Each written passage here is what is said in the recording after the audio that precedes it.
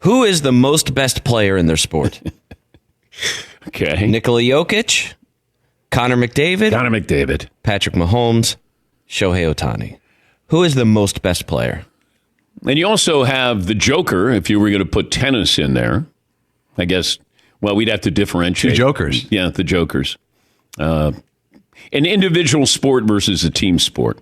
Because Scottie Scheffler, I think, would be, gosh, he might be above everybody. If we're looking who's the most valuable athlete in their respective sport, it'd probably be him. I don't think there'd be much argument with that. Who else do we have there, Seton? What other poll questions are we considering? We got another one here from the Twitter. Mo threw out, Who needs to win a title? Jayson Tatum, Luka Doncic, or Connor McDavid? Oh. Yeah. A lot of Connor McDavid coverage today. Okay.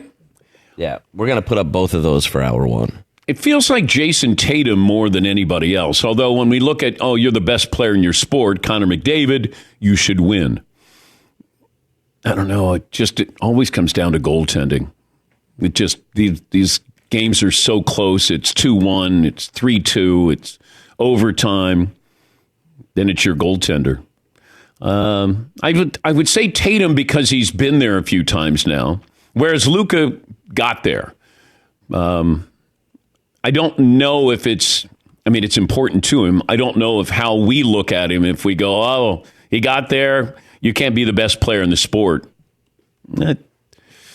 It's interesting when I look at trying to assess how this series is going to play out, because I would pick Boston to win because I think Boston has a better team. I think they have a variety of defenders there, and I think it comes down to Kyrie is the X factor.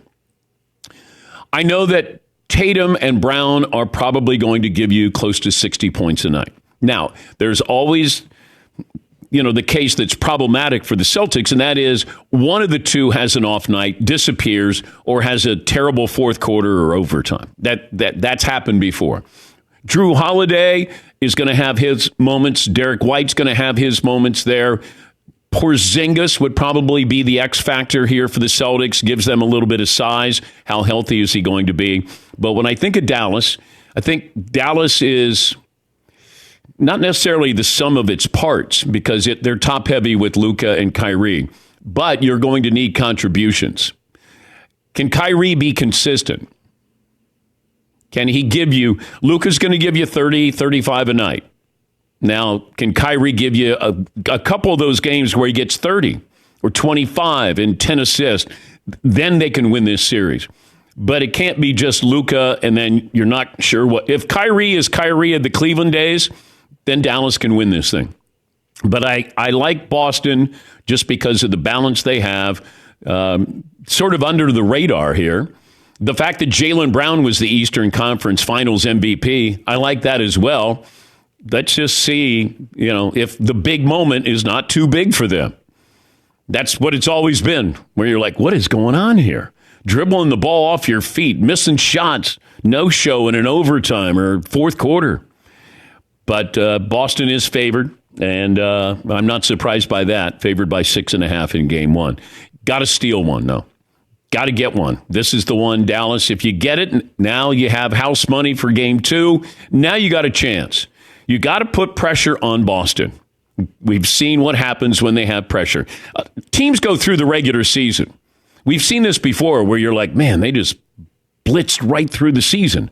Then they get to a tense moment. I always go back to UNLV. When UNLV in the 90s, they were blowing out everybody. And I kept thinking, if they get to a moment in the March Madness, are they going to be able to be ready for that moment?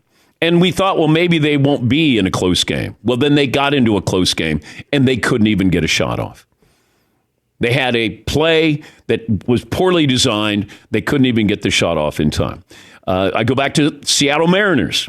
Seattle Mariners were unbelievable. Won more games than any other team in the regular season. And I kept thinking, if you get into a tight game, a must-win situation, do you have that pitcher? And they didn't. They had a really good pitching staff, unbelievable lineup. They got into a tense moment. You get into the tense moment, that's when you decide that guy's ready for the moment or he's not. James Worthy is going to be on with us later today. And if you go back when the Celtics lost at home to Magic, Magic had the sky hook in the Garden. Well, Boston had one more play. They had time for one more play. They call a timeout. And they draw up a play that Larry Bird is going to shoot from the corner. Well, James Worthy's job, his only job, was to make sure Larry Bird did not get the ball, to make sure that he didn't lose sight of Larry Bird. He loses sight of Larry Bird. And I can bring it up to James because Larry didn't hit the shot. I'll bet you out of every shot that Larry Bird took and made, that shot is the one that still haunts him because he had a wide open shot. Yes, Marv. Watching the shot, it is on line. Yes. Back iron. So Boston had their guy, had their play, had his shot in the Garden, not able to hit it. But you get those moments, those guys who want those plays. You get that shot. But James loses sight of Larry. And he jokes about it now. He's like, how do you lose sight of Larry Bird? But he did. But that's the moment. That's the kind of things that are created when you get to play for a championship that stand out forever. All the plays that Larry made or James Worthy made, sometimes it's a play that somebody didn't make and how it might define them, at least in the moment. The drama-filled weekend for the WNBA. Did the WNBA have a good weekend? Caitlin Clark gets knocked down, and nobody is going over to the woman who knocked her down. They're going to go give a helping hand to Caitlin Clark. And this was not just that moment. They had been going back and forth with each other. There's been some trash talking there as well. Caitlin Clark was responsible as well for how this escalated. Not to the point where you're going to have somebody come up and do a hip check into Caitlin Clark right in front of everybody. Here is Kennedy Carter, the Sky guard, after the game. And then Kennedy, just wanted to give you an opportunity to talk about that moment between you and Caitlin. What was that play, what was said, and kind of what led to. Next question. Play before Caitlin. It seemed like she turned to you a little bit. Yeah. After the I ain't answering no Caitlin Clark questions. Did she say anything to you? I don't know what she said. What'd you say to her? I didn't say anything. That's enough. We're good. She's good. All righty. Angel Reese is on that team. She did not speak. She was fined. The team was fined. I don't know, undisclosed amount. But here's Caitlin Clark on the hip check by Kennedy Carter. Yeah, it wasn't expected, but I think it's just like, just respond, calm down, let your play do the talking. It is what it is. It's a physical game. Go make the free throw and then execute on offense. And I feel like that's kind of what we did, but, it is what it is, I guess. I don't know. Okay, so there was a lot leading up to this. You don't really have rivalries, or you don't think of rivalries in the WNBA where people don't like each other. I mean, we grew up, if you're old enough, that teams didn't like each other, star players didn't like the other star player. This happens. And then we got into this world of everybody loved everybody and socialized with everybody. Now, what you have in the WNBA is you have some rivalries here. And not everybody is embracing Caitlin Clark. Not everybody is going to let you get away with what you got away with in Iowa. She's her own economy right now. All of these different media outlets, they know that you're going to get clicks when you have something on Caitlin Clark in the WNBA. She is her own market.